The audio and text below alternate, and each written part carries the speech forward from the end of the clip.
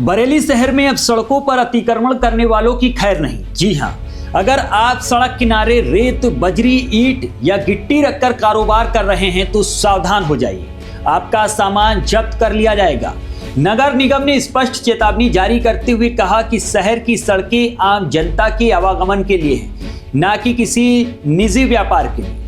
नगर आयुक्त ने दो टूक कहा कि अभियान के दौरान सड़क किनारे रखी निर्माण सामग्री जब्त की जाएगी और उसका उपयोग नगर निगम के विकास कार्य जैसे गलियों और नालियों की मरम्मत में किया जाएगा। साथ ही अतिक्रमण करने वालों पर जुर्माना भी लगाया जाएगा और बार बार नियम तोड़ने पर कड़ी कानूनी कार्रवाई भी की जाएगी।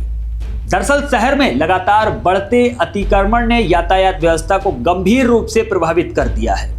Pilibhit bypass road, mini bypass road, Delapeer समेत कई प्रमुख मार्गों पर फुटपाथ और सरकारी खाली जमीन पर खुलेआम ईंट, रेत और बजरी का कारोबार फल फूल रहा है। इन स्थानों पर निर्माण सामग्री के ढेर लग जाने से सड़कें संकरी हो रही हैं, जिससे आए दिन जाम की स्थिति बनती है और वाहन चालकों को भारी परेशानी का सामना करना पड़ता है। इतना ही नहीं, कई दुर्घटनाएं भी इन अतिक्रमणों के कारण हो चुकी हैं। इसके बावजूद अब तक जिम्मेदार विभागों की तरफ से कोई स्थायी और प्रभावी कार्रवाई नहीं की गई थी। इसी स्थिति को देखते हुए नगर आयुक्त संजीव कुमार मौर्य ने सख्त रुख अपनाया है।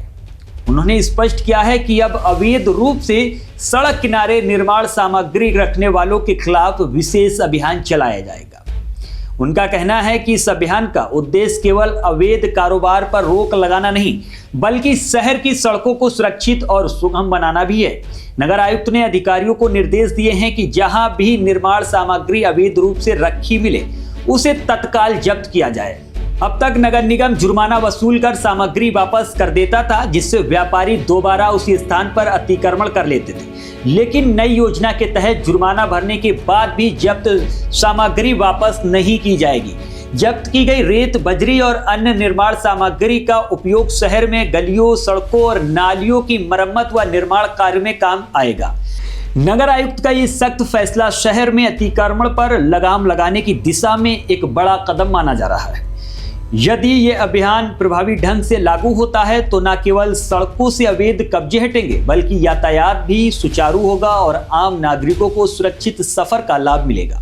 अब देखना होगा कि यह कार्रवाई जमीनी स्तर पर कितनी मजबूती से लागू होती है और शहर को कब तक अतिक्रमण मुक्त बनाया जा सकता है।